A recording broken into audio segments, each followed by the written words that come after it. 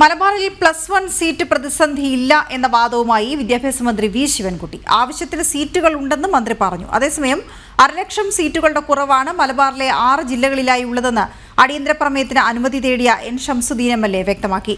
സർക്കാരിന്റെ പരിഗണന വിദ്യാഭ്യാസ മേഖലയ്ക്കല്ലെന്ന് പ്രതിപക്ഷ നേതാവ് വി ഡി സതീശനും തുറന്നടിച്ചു.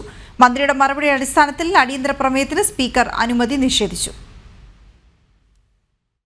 ITI മുതൽ അൺഎയ്ഡഡ് വരെയുള്ള സീറ്റുകൾ ഉൾപ്പെടുത്തിയാണ് +1, +2 മതിയായ സീറ്റുകൾ ഉണ്ടെന്ന് വിദ്യാഭ്യാസ മന്ത്രി പറഞ്ഞത്. അലോട്ട്മെന്റ് പൂർത്തിയാക്കുന്നതോടെ പ്രശ്നങ്ങൾക്ക് പരിഹാരമാവുമെന്നും വി ശിവൻകുട്ടി സഭയിൽ അറിയിച്ചു. SSLC പാസ്സായ വിദ്യാർത്ഥികൾക്ക് ഉപരിപഠനത്തിന് യാതൊരു പ്രതിസന്ധിയും അവിടെ ഇല്ല എന്നുള്ളതാണ് സത്യം. ഒന്നാം ഘട്ട അലോട്ട്മെന്റിന്റെ നടപടിക്രമങ്ങൾ തന്നെ പൂർത്തീകരിച്ചിട്ടില്ല. 3 റൗണ്ട് അലോട്ട്മെന്റ് പൂർത്തീകരിച്ച ശേഷം എന്തെങ്കിലും കുറവുണ്ടെങ്കിൽ അക്കാര്യം അപ്പോൾ പരിശോധിക്കാം എന്നുള്ള നിലയിലാണ് ബഹുമാനപ്പെട്ട പ്രതിപക്ഷ ഉപനേതാവിനോടൊക്കെ തന്നെ സൂചിപ്പിച്ചത്. ബഹുമാനപ്പെട്ട മുഖ്യമന്ത്രി പറഞ്ഞ പോലെ ചൂണ്ടിക്കാണിച്ച് അതിൽ വസ്തുത ഉണ്ടെങ്കിൽ നമുക്ക് പരിഹരിച്ച് മുന്നോട്ട് പോകുന്നതിന് ഒരു തെറ്റുമില്ല. സാമ്പത്തിക പ്രതിസന്ധി ന്യായം പറഞ്ഞാണ് സീറ്റുകൾ വെട്ടിക്കുറയ്ക്കുന്നത്. താലൂക്ക് അടിസ്ഥാനത്തിൽ സീറ്റുകൾ ഉറപ്പാക്കണമെന്നും പ്രമേയം അവതരിപ്പിച്ച എ ശംസുദ്ദീൻ MLA പറഞ്ഞു. 8 വർഷത്തിനിടെ 1000 ബാറുകൾ അനുവദിച്ച സംസ്ഥാന സർക്കാർ അധിക ബാച്ചുകൾ കൂടി അനുവദിക്കുന്നില്ലെന്നും അദ്ദേഹം കുറ്റപ്പെടുത്തി. ഇവിടെ താൽക്കാലിക ബാച്ചുകൾ കൊടുക്കലല്ല പരിഹാരം, അല്ലെങ്കിൽ ഈ മാർജിനൽ ഇൻക്രീസും അല്ല പരിഹാരം.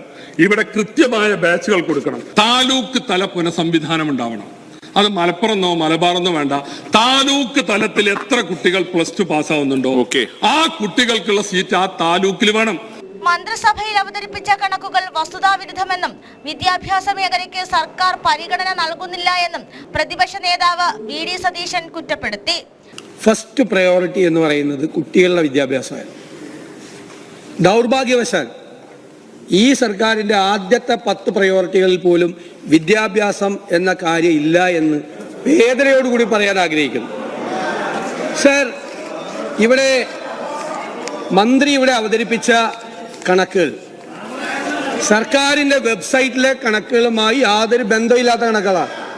മന്ത്രിയുടെ മറുപടിയുടെ അടിസ്ഥാനത്തിൽ അടിയന്തര പ്രമേയത്തിന് സ്പീക്കർ അനുമതി നിഷേധിച്ചു. ഇതോടെ പ്രതിപക്ഷം സഭയിൽ നിന്നും ഇറങ്ങിപ്പോയി. ജനം, തിരുവനന്തപുരം.